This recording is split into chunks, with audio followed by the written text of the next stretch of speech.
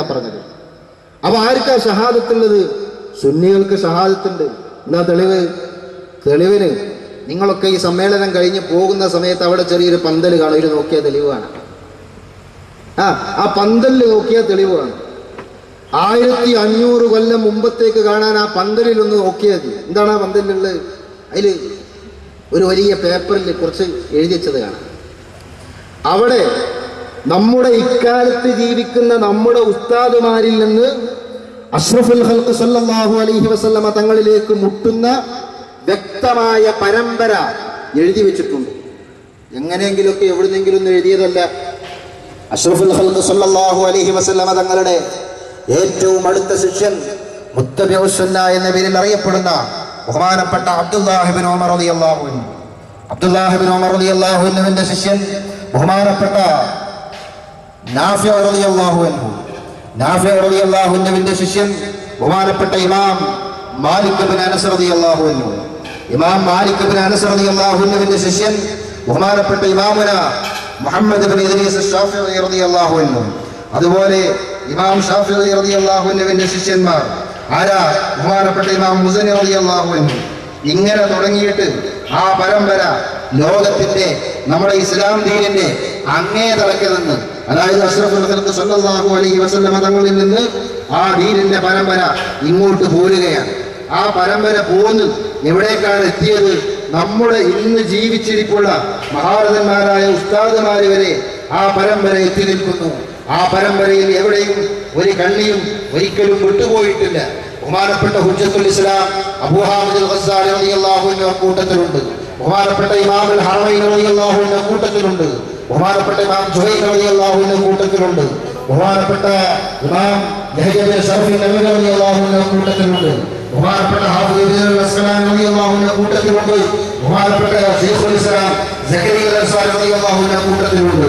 അതുപോലെ തന്നെ ബഹുമാനപ്പെട്ട ഇമാം ഇബ്നു ഹജർ അൽ-ഹൈതമി റളിയല്ലാഹു അൻഹുവിലുണ്ട്. അതുപോലെ നമ്മുടെ പൊന്നാനിയുടെ വളരായ ബഹുമാനപ്പെട്ട സൈനുദ്ദീൻ അൽ-മഖ്ദൂം റളിയല്ലാഹു അൻഹു കൂട്ടത്തിലുണ്ട്. അവിടെ നിന്നോട്ട് വന്ന് ബഹുമാനപ്പെട്ട ചാലിയകത്ത് കുഞ്ഞ് അഹമ്മദ് ഹാജി എന്ന മഹാപണ്ഡിതൻ, ആ പണ്ഡിതനിൽ നിന്നാണ് ബഹുമാനപ്പെട്ട മുഹമ്മദ് മുസ്ലിയാർ അള്ളാഹുവിന്റെ ദീനിനെ കുറിച്ച് പഠിച്ചിട്ടുള്ളത്.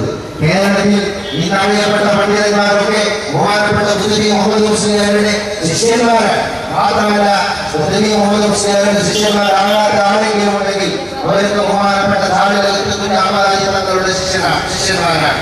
ഈ ാജിയുടെ പ്രധാനപ്പെട്ട ഒരു ശിഷ്യനാണ് ബഹുമാനപ്പെട്ട മുഹമ്മദ് മുസ്ലിയാർ. അതുപോലെ വേറൊരു ശിഷ്യനാണ് കെ.എ. മൗലവി. ഈ കെ.എ. മൗലവിയാണ് പിൽക്കാലത്ത് ഇസ്ലാമിന്റെ പുതിയ ഇസ്ലാമിന്റെ പേരിൽ അഷ്റഫുൽ ഖൽഖ് സല്ലല്ലാഹു അലൈഹി വസല്ലം തങ്ങൾ പഠിപ്പിക്കുന്ന അവിടുത്തെ സ്വഹാബത്തിൽ നിന്ന് ഈ തലമുറക്കാർക്ക് ഷഹാദത്ത് മുഖേന ലഭിക്കാത്ത ഏതോ പുസ്തകം വായിച്ച് കിട്ടിയ ചില ആശയങ്ങളുമായി, ഞാൻ നേരത്തെ പറഞ്ഞ ഷഹാദത്തിന്റെ സപ്പോർട്ടില്ലാത്ത ചില ആശയങ്ങളുമായി ഇവിടെ കടന്നു വന്നിട്ടുള്ളത്. നിങ്ങൾ നോക്കണം, ബഹുമാനപ്പെട്ട ചാടിലകത്ത് കുഞ്ഞ് അഹമ്മദ് ഹാജി എന്ന് പറയുന്ന മഹാപണ്ഡിതന് പല പ്രധാന ശിഷ്യന്മാരുമുണ്ട്. അതിൽ പ്രധാനപ്പെട്ട 2-3 ശിഷ്യന്മാരുണ്ട്.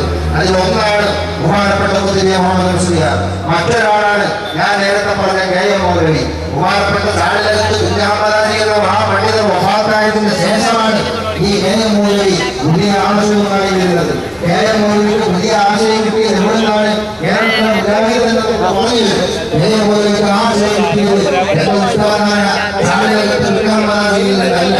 ചാടിലകത്തിൽ നിന്ന് കെ.എ. മൗലവി അത് ഷഹാദത്തിന്റെ പിന്തുണയോടെയുള്ള അവസ്ഥയാണെന്ന് നമുക്ക് പറയാമായിരുന്നു. പക്ഷെ അവര് തന്നെ പറഞ്ഞത് അത് റഷീദിന്റെ വാദമാണ്, അത് മുഹമ്മദ് അബ്ദുലിന്റെ വാദമാണ്, അത് ജമാലുദ്ദീൻ അഫ്ഗാനിയുടെ വാദമാണ്, അത് മുഹമ്മദ് ഇബ്നു അബ്ദുൽ വഹാബിന്റെ വാദമാണ്. ഇബ്നു അബ്ദുൽ വഹാബ് എന്ന് പറഞ്ഞ ആൾ ആരാ? ചാടിലകത്ത് കുഞ്ഞ് അഹമ്മദ് ഹാജിയുടെ കാലഘട്ടത്തിൽ ജീവിച്ചിരിപ്പുള്ള ആളല്ല. കെ.എ. മൗലവി നേരിൽ കണ്ട ആളല്ല. ഇബ്നു അബ്ദുൽ വഹാബിന്റെ പുസ്തകം കെ.എ. മൗലവിയുടെ കയ്യിൽ കിട്ടി. അത് കെ.എ. മൗലവി എന്ന് വായിച്ചു നോക്കി. അപ്പൊ ഇബ്നു അബ്ദുൽ വഹാബിന് ഹിജ്റ 8-ാം നൂറ്റാണ്ടിൽ മരണപ്പെട്ടു പോയ ഇബ്നു തൈമിയ്യയുടെ ഒരു പുസ്തകം കിട്ടിയിരുന്നു.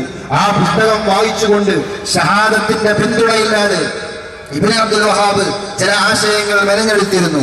ആ ആശയങ്ങളാണ് അയാളുടെ പുതിയ പുസ്തകത്തിൽ അദ്ദേഹം എഴുതിയിട്ടുള്ളത്.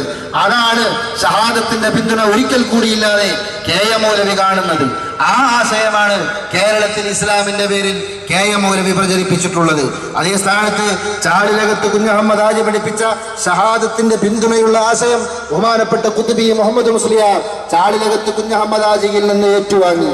ആ ഖുത്ബി മുഹമ്മദ് മുസ്ലിയാർ ആ ഷഹാദത്തിന്റെ പിന്തുണയുള്ള അഷ്റഫുൽ ഖൽഖ് സല്ലല്ലാഹു അലൈഹി വസല്ലം തങ്ങളിൽ നിന്ന് കണ്ണിമുറിയാതെ ചാടിലകത്ത് കുഞ്ഞഹമ്മദ് ഹാജി വഴി തനിക്ക് ലഭിച്ച ആ ദീനുൽ ഇസ്ലാം എന്ന് പറയുന്ന അള്ളാഹുവിന്റെ ദീൻ, ആ വിശുദ്ധമായ ആശയാദർശങ്ങൾ അവിടുത്തെ പ്രിയപ്പെട്ട ശിഷ്യൻ അബൂ ഉസാമ സദഖത്തുള്ള മുസ്ലിയാർക്ക് കൈമാറി. സദഖത്തുള്ള മുസ്ലിയാരാവട്ടെ തനിക്ക് കിട്ടിയ ഭാരിച്ച ഉത്തരവാദിത്വം അവിടുത്തെ പ്രിയപ്പെട്ട ശിഷ്യൻ ബഹുമാനപ്പെട്ട OK ഉസ്താദിന് കൈമാറി. OK ഉസ്താദാകട്ടെ ആ ആശയം ബഹുമാനപ്പെട്ട ശൈഖുന ഖമറുൽ ഉലമ കാന്തപുരം ഉസ്താദിന് കൈമാറുകയും ചെയ്തു. ഇങ്ങനെ നമ്മുടെ ഉസ്താദുമാരിൽ നിന്ന് 45ാമത്തെ ഉസ്താദായി ബഹുമാനപ്പെട്ട സയ്യിദുന മുഹമ്മദുർ റസൂലുള്ളാഹി സ്വല്ലല്ലാഹു അലൈഹി വസല്ലം തങ്ങളെ നമുക്ക് പറയാൻ പറ്റുമെങ്കിൽ അതാണ് ഷഹാദത്തിന്റെ പിന്തുണയുള്ള ദീന്. അഷ്റഫുൽ ഖൽഖ് തങ്ങൾ പഠിപ്പിച്ച ഫൽയുബല്ലിഗു ഷാഹിദുൽ ഗായിബ എന്ന് പറഞ്ഞ ഷഹാദത്തിന്റെ പിന്തുണയുള്ള ദീന് അത് മാത്രമാണ്. ഈ മറ്റു ചില ദീൻവാദികളുണ്ടല്ലോ, അവരോടൊന്ന് ചോദിച്ചു നോക്കൂ, ആരാണ് നിങ്ങളുടെ ഉസ്താദ്? ആയത്തും ഹദീസൊക്കെ അവിടെ കേട്ടെ, ഈ ദീൻ എവിടുന്നാ കിട്ടിയത്? ആരാണ് നിങ്ങൾക്കത് പഠിപ്പിച്ചു തന്നത്? ഒന്ന് ചോദിച്ചു നോക്കൂ. വളരെ കൂളായിട്ട് പറയും ഒരാള്, എനിക്ക് ദീൻ പഠിപ്പിച്ചു തന്നത് വേറൊരു ഫുലാന. ആ ഫുലാനിന്റെ ഇന്നത്തെ കഥ എന്താ? അദ്ദേഹത്തെ കിട്ടിയാൽ ആത്രച്ച് ഞാൻ കലക്കും. അതാണ് നമ്മൾ മനസ്സിലാക്കുന്നത്. എവിടെ ഷഹാദത്ത്? ഇപ്പൊ പുതിയ ദീൻ പറയുന്ന ആള്, അയാൾക്ക് ഈ ദീൻ പഠിപ്പിച്ചു കൊടുത്ത 6 കൊല്ലം ദീൻ പഠിപ്പിച്ചു കൊടുത്തത് വേറൊരാളാ. 6 കൊല്ലം ദീൻ പഠിപ്പിച്ചു കൊടുത്ത മറ്റേയാളുടെ ആത്രച്ച് കലക്കാൻ നടക്കുകയാണ് ഇപ്പൊ പുതിയ ഉസ്താദ്, പുതിയ ശിഷ്യൻ. നിങ്ങൾ നോക്കി, എവിടെ ഷഹാദത്ത്? നമ്മളെന്താ പറഞ്ഞത്?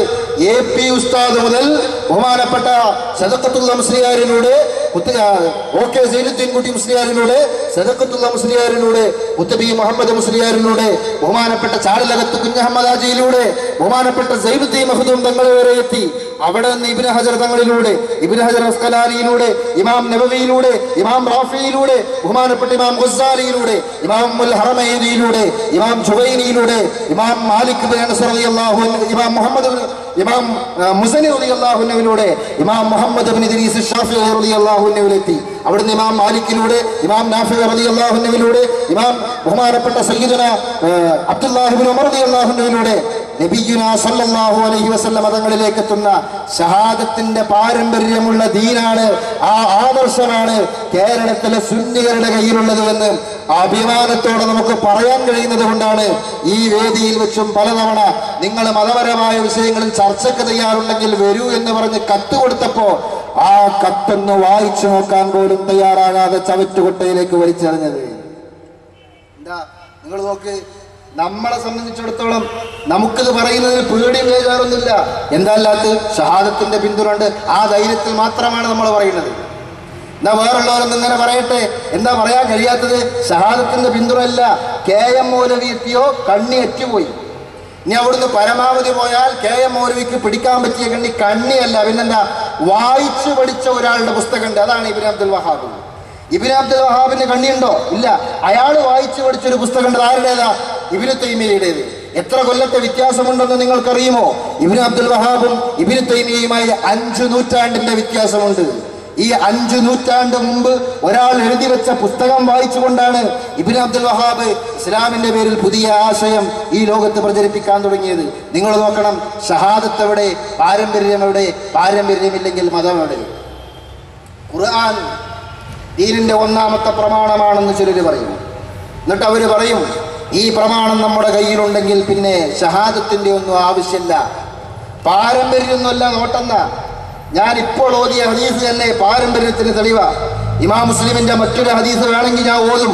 പാരമ്പര്യത്തിന് ശക്തമായ തെളിവ് പറയുന്ന മറ്റൊരു ഹദീസ് അള്ളാഹുവിന്റെ റസൂൽ ഹദീസ് പഠിപ്പിച്ചിട്ടുണ്ട്.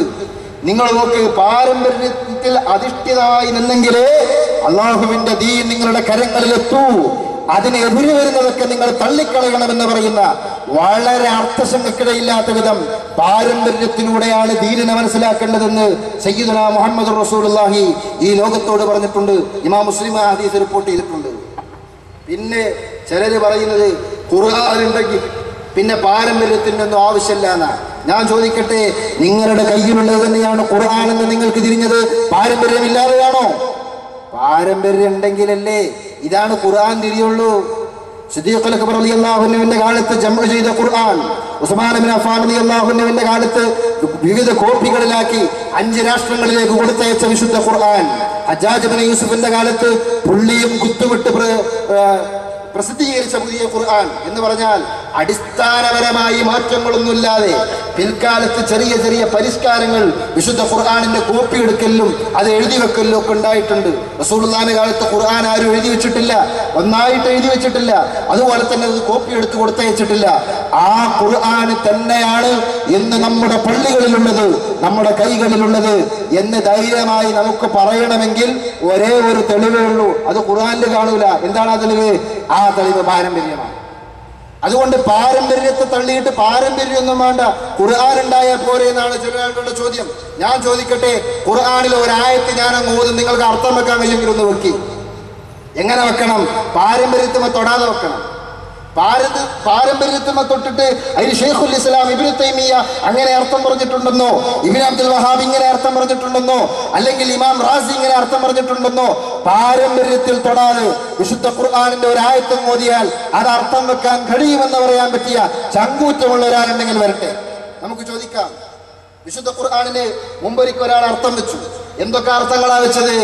അർത്ഥം സ്വന്തമായി ഇരുന്ന് ഏതെങ്കിലും യൂണിവേഴ്സിറ്റിയിൽ പോയി 4 അക്ഷരം അറബി പഠിച്ച് അതിന് PG വാങ്ങിയിട്ട് ഖുർആനിന് അർത്ഥം വെക്കാൻ കഴിയുമെന്ന് ആരെങ്കിലും മനസ്സിലാക്കുന്നുണ്ടെങ്കിൽ നിങ്ങൾ വിഡ്ഢികളുടെ സ്വർഗത്തിലാണെന്ന് മാത്രമേ നമുക്ക് പറയാൻ പറ്റൂ. എന്താ കാരണം? വിശുദ്ധ ഖുർആൻ എന്ന് പറഞ്ഞാൽ എന്താണെന്ന് നിങ്ങൾക്കറിയുമോ? ഖുർആനിൽ അല്ലാഹു ഒരു കാര്യവും ഒഴിവാക്കി പോയിട്ടില്ലെന്ന് വിശുദ്ധ ഖുർആൻ തന്നെ നമ്മോട് പറയുന്നു. തിബിയാനൻ ലികുല്ലി ഷൈഇൻ, അല്ലാഹു പറഞ്ഞത് സൂറത്തുൻ നഹ്ലിൽ അങ്ങനെയാണ്. ഖുർആനിനെ നാം ഇറക്കിയിട്ടുള്ളത് തിബിയാനൻ ലികുല്ലി ഷൈഇൻ, എല്ലാ കാര്യങ്ങളെയും വിശദീകരിക്കുന്ന തരത്തിലാണെന്ന് അല്ലാഹു പറയുന്നു. ഞാൻ ചോദിക്കട്ടെ, കേരളത്തിൽ ഈ അടുത്ത് 2000-ലല്ലേ മുജാഹിദ് യോഗം കൂടിയിട്ട് വിശ്വാസപരമായ കാര്യങ്ങളിൽ ചില കൂട്ടലുകളും തിരുത്തലുകളും വേണമെന്ന് തീരുമാനിച്ചിട്ടുള്ളത്? ഈ 2000 വരെ വിശുദ്ധ ഖുർആൻ ഇവിടെ ഇല്ലായിരുന്നോ? 2000-ൽ നമ്മുടെ സമീപസ്ഥലമായ പുളിക്കലിൽ യോഗം കൂടിയിട്ട് തൗഹീദിന്റെ വിഷയത്തിൽ മാറ്റം വേണമെന്ന് തീരുമാനിച്ചു. നിസ്കാരത്തിലും നോമ്പിലുമല്ല, ഇതിലാ വിശ്വാസപരമായ കാര്യങ്ങളിൽ മാറ്റം വേണമെന്ന് മുജാഹിദ് തീരുമാനിക്കുന്നത് 2000-ലാ. ഈ പുസ്തകത്തിൽ അവർ തന്നെ എഴുതി വെച്ചിട്ടുണ്ട്. 2000-ൽ തീരുമാനിക്കും. എന്തേ ഖുർആൻ 2000 വരെ ഇവിടെ ഇല്ലായിരുന്നോ? എന്തേ അത്രയും കാലം ഖുർആൻ നോക്കിയപ്പോൾ കാണാത്തത് 2000-ൽ നോക്കിയപ്പോൾ കണ്ടതാണോ? ഞാൻ ചോദിക്കട്ടെ, അങ്ങനെയാണെങ്കിൽ 2020 വരുമ്പോഴേക്ക് തൗഹീദിനൊരു ഭാഗം കൂടി കൂടിയാൽ നിങ്ങളൊക്കെ തൗഹീദ് ഇല്ലാത്തവരായി മരിച്ചുകൊണ്ടേ വരൂലേ? എവിടുക്കാ നിങ്ങളെ ദീൻ പോണ്? അതുകൊണ്ട് ഞങ്ങളുടെ ദീൻ എന്ന് പറഞ്ഞാൽ ഷഹാദത്തിന്റെ സപ്പോർട്ടുള്ള ദീനാണ്. വിശുദ്ധ ഖുർആനിനെ കണ്ടതുപോലെ വ്യാഖ്യാനിക്കുന്ന ദീനല്ല. പിന്നെ ഇവരിങ്ങനെ പറയുന്നത് ഖുർആൻ 1-ാം പ്രമാണം, ഹദീസ് 2-ാം പ്രമാണം, 1-ാം പ്രമാണം 2-ാം പ്രമാണം എതിരായാൽ ഖുർആൻ എടുത്ത് ഹദീസായിട്ട് തള്ളും. കേൾക്കുമ്പോൾ തോന്നുന്നു സത്യം തന്നെയാണ്. എന്താണ് ഈ പറയുന്ന വിഡിത്യം? 1-ാം പ്രമാണം 2-ാം പ്രമാണം എതിരാകാൻ പാടുണ്ടോ? 1-ാം പ്രമാണം ഖുർആനാ, ഹദീസാണ് 2-ാം പ്രമാണം എന്ന് പറഞ്ഞാൽ ഹദീസും ഖുർആനും എതിരാകാൻ പാടുണ്ടോ? കാരണം എന്താ? അല്ലാഹു തആല ജിബ്രീൽ അലൈഹിസ്സലാം മുഖേന നബി സല്ലല്ലാഹു അലൈഹി വസല്ലമ തങ്ങൾക്ക് കൊടുത്തയച്ചതാ ഖുർആൻ. ആ നബി സല്ലല്ലാഹു അലൈഹി വസല്ലമ തങ്ങൾ തന്നെ അള്ളാഹുവിന്റെ വഹ്യ് മുഖേന സംസാരിച്ചതാണ് ഹദീസ്. ഇത് രണ്ടും എതിരാകാൻ പാടുണ്ടോ? ആ എതിരായി എന്നതിന്റെ അർത്ഥം എന്താ? അള്ളാഹ് ഒന്ന് പറയാ, നബി അതിന്റെ വേറൊന്ന് പറയാ. അങ്ങനത്തെ ആളെ നബിയാകാൻ പറ്റൂ? അപ്പൊ 1-ാം പ്രമാണം 2-ാം പ്രമാണം എതിരാകാന്ന് പറഞ്ഞൊരു വിഷയം തന്നെയല്ല. നിങ്ങൾക്കത് എതിര് തോന്നുന്നത് എന്തുകൊണ്ടാ? നിങ്ങളുടെ ചിന്താശേഷിയുടെയും ബുദ്ധിശക്തിയുടെയും ഗ്രാഹ്യശേഷിയുടെയും അറിവിന്റെയും കുറവ് കൊണ്ടാണ്. ആ അറിവും ബുദ്ധിശക്തിയൊക്കെ നിങ്ങൾക്ക് കിട്ടണമെങ്കിൽ നിങ്ങൾ ബുദ്ധി വികസിക്കാനുള്ള ബ്രഹ്മി കുടിച്ചതുകൊണ്ട് കിട്ടൂല. അത് കിട്ടണമെങ്കിൽ എന്ത് വേണം? പാരമ്പര്യത്തിന്റെ പിന്തുണയോടെ വിശുദ്ധ ഖുർആനിനെ വായിക്കാൻ നിങ്ങൾ പഠിക്കണം. അപ്പൊ നിങ്ങൾക്ക് മനസ്സിലാകും സഹാബത്ത് എങ്ങനെയാണ് ഈ ആയത്തിന് അർത്ഥം കണ്ടത്, താബികൾ എങ്ങനെയാണ് ഈ ആയത്തിന് അർത്ഥം വെച്ചത്, ഇമാമുമാരെങ്ങനെയാണ് ഈ ആയത്തിനെ മനസ്സിലാക്കിയത്. ആ അർത്ഥം മനസ്സിലാക്കുമ്പോഴാണ് വിശുദ്ധ ഖുർആൻ നിങ്ങൾക്ക് മനസ്സിലായി അല്ലെങ്കിൽ നമുക്ക് മനസ്സിലായി എന്ന് പറയുക. ഇപ്പൊ ചില ആളുകൾ ഖുർആൻ അറബിയിലല്ലേ, അറബി പഠിച്ചാൽ പിന്നെന്താ ഖുർആൻ അർത്ഥം വെച്ചൂടെ എന്നാ ചോദിക്കുന്നത്. ആ ആളുകളാണ് ഒന്നാം പ്രമാണം രണ്ടാം പ്രമാണം എതിരായി എന്ന് പറഞ്ഞത്. ഞാൻ ഒറ്റ ഉദാഹരണം പറയാം. വിശുദ്ധ ഖുർആനിൽ നിന്ന്, വിശുദ്ധ ഖുർആനിലെ സൂറത്തുൽ കഹ്ഫിൽ നിന്ന് പലപ്പോഴും ഇവർ ഓതുന്ന ഒരായത്തുണ്ട്. എന്തിനാണ് ആ ആയത്ത് ഓതാറുള്ളത്? അല്ലാഹുവിന്റെ റസൂൽ സാധാരണക്കാരൻ